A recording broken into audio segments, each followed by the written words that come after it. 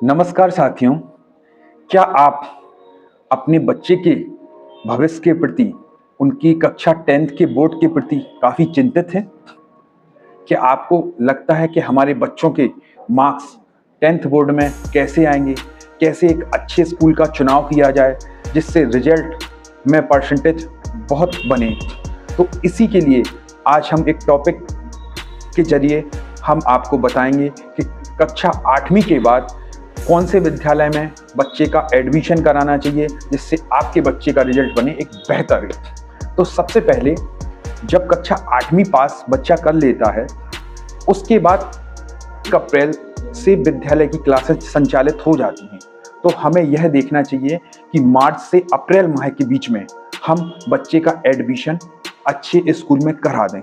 अब अच्छा स्कूल कौन सा रहेगा, उसके लिए क्या क्राइटेरिया है, यह हम आपको बताएंगे। सबसे पहले जिस भी विद्यालय में आप एडमिशन कराने जा रहे हैं, उसका ये देखें क्या वो विद्यालय मान्यता प्राप्त है या नहीं है। यदि आपके विद्यालय, जिस विद्यालय में आप एडमिशन कराने जा रहे हैं, अगर वो मान्यता प्राप्त नहीं है, तो आने वाले टाइम में आपको आए दिन समस्या पैदा होंगी। उस बच्चे की मार्कशीट तो कहीं और की रहेगी, लेकिन वो स्टडी और कहीं कर रहा होगा।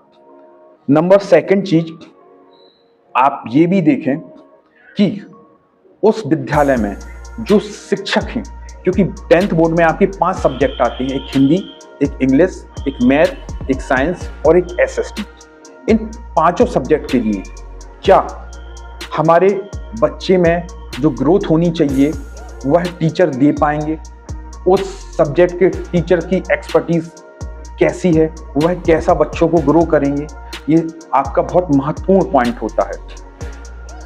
क्या है वर्तमान समय में आप मुझे ये बताइए, इस क्वेश्चन का आंसर दीजिए। क्या आज आपको किसी से कम्युनिकेशन करना होता है, किसी से बातचीत करनी होती है, तो क्या आप चिट्ठी का यूज करते हैं पोस्ट ऑफिस पे से जाकर, कि मोबाइल फोन से बात करते हैं, कि व्हाट्सएप का यूज करते हैं? हाँ, आपका जवाब मोबाइल फोन या व्हाट्सएप, चिट्ठी का यूज तो नहीं करते हैं। तो आप ये बताइए, जब हम और आप सन 1995, 1998, सन 2000 के टाइम में पढ़े हुए हैं, तो क्या आज भी शिक्षा पद्धति वही है ना? नहीं है ना। वर्तमान में सरकार भी चाह रही है कि हर स्कूल स्मार्ट बने, उसको प्रैक्टिकल लैब मिले। तो क्या उस विद्यालय में बच्चे को स्मार्ट तरीके से एजुकेशन सिखाई जाएगी?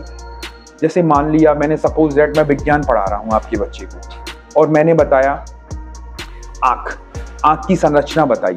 आँख में इसको रेटिना बोलते हैं, इसको आयरस बोलते हैं, इसके अंदर के भाग को ये बोलता, कहाँ पे हमारा पानी सेफ रहता है, ये जो हमारे गटा है इनको क्या बोला जाता है, ये कब सिकुड़ते हैं, कब फैलते हैं।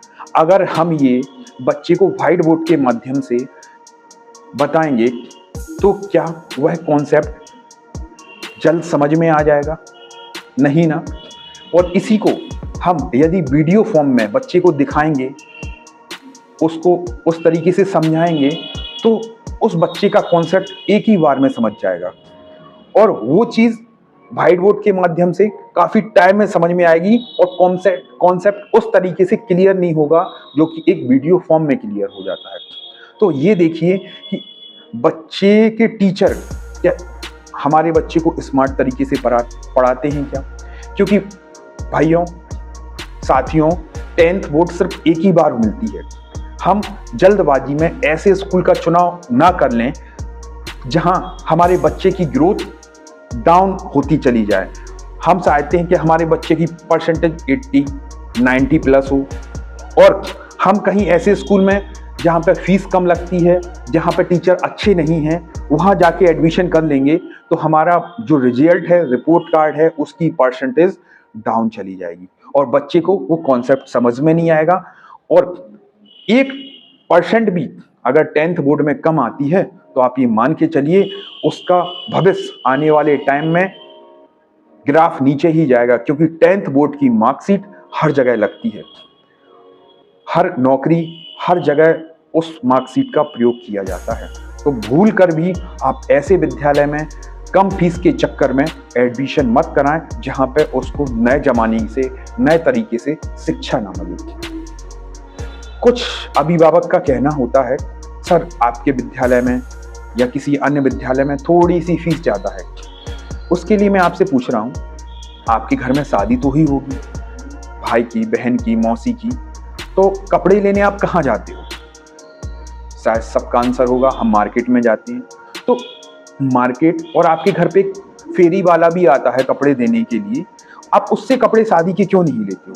मैं कुछ बच्चों से मिला, उन्होंने आंसर दिया कि सर उन फेरी वालों के पास उतने अच्छे कपड़े नहीं रहते हैं जो कि मैं मार्केट में दुकान से जाके लेता हूँ। तो आप सोचिए, हम 500 रुपये 200 रुपये के कपड़े के लिए मार्केट जाएंगे, यहाँ से 10 किलोमीटर 50 किलोमीटर दूर जाएंगे, 1 दिन 2 दिन का समय व्यतीत करेंगे। लेकिन जो बच्चा आपका 10th बोर्ड में, जो उसकी लाइफ का फर्स्ट सीढ़ी है, उसके लिए आप ऐसे कोई पास के स्कूल का चुनाव करते हैं जहां पे शिक्षा के नाम पे उन्होंने कह दिया, टीचर ने एक सवाल लगा दिया, उस एक्सरसाइज को फिर बोल दिया आप घर से करके लाओ, या हमारे ट्यूशन में आओ, इस कोचिंग में जाओ, उस कोचिंग में जाओ। तो आप सोचिए, अगर उसको 5 सब्जेक्ट की नॉलेज नहीं मिलेगी तो बच्चा कहाँ जाएगा? और 10th बोर्ड में आप सोच लो कि आपने गणित या विज्ञान का कोचिंग पढ़ दिया तो 2 सब्जेक्ट से परसेंटेज बनने वाली नहीं है, आपके 5 सब्जेक्ट, फिर से मैं रिपीट कर रहा हूं, हिंदी, इंग्लिश, मैथ, साइंस और एसएसटी, इन 5 सब्जेक्ट में आपकी कमांडिंग बहुत अच्छी होनी चाहिए, आपके प्रैक्टिकल में नंबर बहुत अच्छे आने चाहिए, तब आपका रिजल्ट बेस्ट बनेगा। तो जिस तरीके से हम अपने कपड़े पास की जगह से नहीं लेते हैं, हम उसका चुनाव ये करते हैं कि हमारे कपड़े बेस्ट होने चाहिए, जो 4 लोगों के सामने अच्छे लगें, भले उनकी कॉस्ट थोड़ी सी ज्यादा हो जाए, हम मार्केट में जाके लेंगे, यहाँ नहीं तो दूसरी दुकान में, चौथी दुकान में, सब जगह। तो उसी तरह अपने विद्यालय का चुनाव करते समय भी इसका ध्यान रखें कि एजुकेशन मस्ट है, ना कि पास और दूर मैटर करता है। एक चीज और भी आती है, हमने देखा बहुत सारे विद्यालय होते हैं जहां पे स्ट्रेंथ होती है 9th क्लास 10th क्लास में 200 प्लस छात्र होते हैं, और जब छात्र 200 प्लस होते हैं और एक ही कक्षा में वो बच्चे बैठते हैं, तो बच्चे बैठे तो रहते हैं, लेकिन ये इन क्लासों में बच्चे की कॉपी भी चेक करना, बच्चे को देखना भी है बच्चा किस तरह वीक है, कौन सा बच्चा आगे है, किस चीज की प्रोग्रेस की कमी है। आप बताइए, एक शिक्षक क्या 200 बच्चों के नाम याद कर पाएगा? जांचना तो दूर, समझना तो दूर, उन 200 बच्चों के नाम याद करना भी, उनको खड़े करने में बुलाना भी एक शिक्षक नहीं कर सकता है। तो आप बताएं, क्या आप कहीं बाहर जाती हैं और आपके पास 2 ऑप्शन हैं, एक में है 2 बसें, आपको यहाँ से बाहर जाना है, आपके पास 2 बसें हैं, और 2 बस में एक बस में इतनी खचाखच सवारियां बैठी हैं कि उसमें चढ़ने की जगह नहीं है, और दूसरी बस में जहाँ 4 से 5 सीटें खाली हैं, तो हम कौन सी बस में बैठेंगे? उसी बस में बैठेंगे ना जहां हमें प्रॉपर सीट मिल जाए।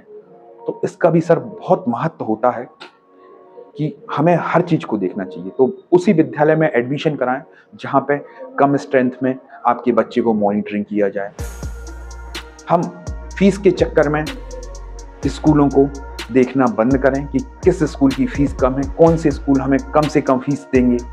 उससे बच्चे का फीस तो आज कम लग जाएगी, लेकिन आने वाले टाइम में बच्चे की जो परसेंटेज बननी है वो नहीं बन पाएगी। और आप सोचते हैं कि आज मेरे पास पैसा नहीं है, सर इतना पैसा नहीं लगता है। आपका किसी अच्छे स्कूल में आपके 300 रुपये महीने फीस लग भी रही है, 300-400 रुपये महीने फीस लग रही है, तो आज के वर्तमान समय के हिसाब से उस शिक्षक को, उस विद्यालय वाले को 300-400 रुपये में उस टीचर का खर्चा नहीं भी चुका पाना है।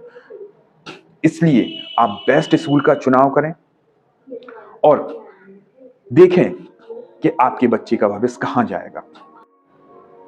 इसके अलावा आपके स्कूल का वातावरण क्या है, उसके यहाँ स्कूल में प्ले ग्राउंड है कि नहीं है, क्योंकि जिस तरह बच्चा आप 8 घंटे 10 घंटे काम नहीं कर पाते, उसी तरह बच्चा भी है कि वो रेगुलर पढ़ाई नहीं कर सकता, उसको कुछ समय बाद रेस्ट भी चाहिए शरीर में, क्योंकि आजकल मोबाइल का युग है, तो बच्चे स्मार्ट तरीके से ज़्यादा पढ़ते हैं, तो उनकी फिजिकल एक्टिविटी भी जरूरी है, तो प्ले ग्राउंड भी मस्ट है।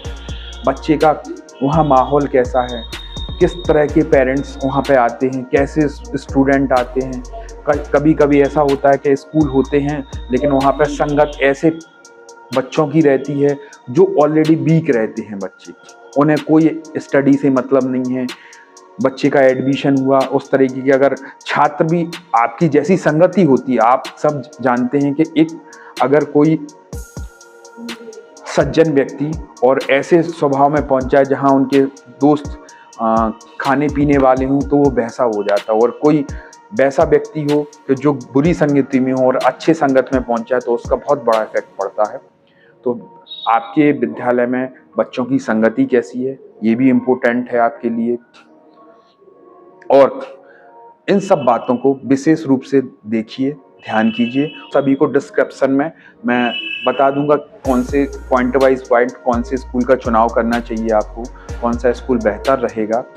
तो इनको आप देखिए और उसी के हिसाब से अपने बच्चे की स्टडी कराइए। मैं पुनः कहूँगा, कम फीस के चक्कर में आप किसी ऐसे विद्यालय में मत डाल देना जहाँ उसका भविष्य ग्रोथ कम हो जाए। ये आज बच्चे को समझ में नहीं आएगा, आज से 5 साल बाद जब ग्रेजुएशन कर लेगा, पोस्ट ग्रेजुएशन करेगा, तब उसको समझ में आएगा। जब कहीं उसको काबिल बनने के लिए नौकरी, जब वो काबिलियत नहीं होगी और नौकरी के लिए यहाँ जाएगा, तब उसको समझ में आएगा कि आज हमें 5,000 रुपये की भी नौकरी नहीं मिल रही है। काश उस टाइम हम पढ़े होते तो हमारा भविष्य अच्छा होता, हम बेहतर तरीके से पढ़ें और अपने देश का भविष्य उज्जवल करें। एक और, आपके विद्यालय में क्योंकि क्लास 10th होती है, तो यदि टीचर करके सिखाने पर जोर देंगे, यानी कि प्रैक्टिकल के माध्यम से यदि सारी चीजें होंगी, तभी कॉन्सेप्ट क्लियर में आएगा। क्योंकि विज्ञान, सामाजिक विज्ञान ऐसे विषय हैं जिनको अगर प्रैक्टिकली नहीं होगा तो बच्चा कभी नहीं समझ पाएगा कि हुआ क्या था। जैसे आपको बाइक चलानी सीखनी है, तो हम लिखाते रहेंगे, एक एक्सीलेटर होता है, एक क्लच होता है, ये ब्रेक होता है, इसको ऐसे करेंगे, ऐसे टर्न करेंगे तो आप ऐसे स्पीड से बढ़ा लेंगे, फिर ये करना पड़ेगा। तो चलाना संभव है क्या? नहीं ना। जब तक उस गाड़ी को हाथ में लेके चलाने के लिए नहीं दिया जाएगा, तब तक गाड़ी चलाना नहीं सीख सकते। उसी तरह विज्ञान विषय भी एक ऐसा विषय है, अगर उसको प्रैक्टिकली नॉलेज नहीं दी जा रही है तो विज्ञान के चैप्टर आप कभी नहीं सीख पाएंगे। मुझे कुछ बच्चे ऐसे मिले कि उन्होंने बोला, सर मेरे एडमिशन हो गया है। एक सर आए थे, एक स्कूल वाले आए थे जो मेरे से घर से टीसी ले गए हैं, मेरे को बता गए थे आपकी फीस इतनी कम लगेगी, इतनी कम फीस लगेगी। आप बताइए, वही गलती आप कर रहे हो।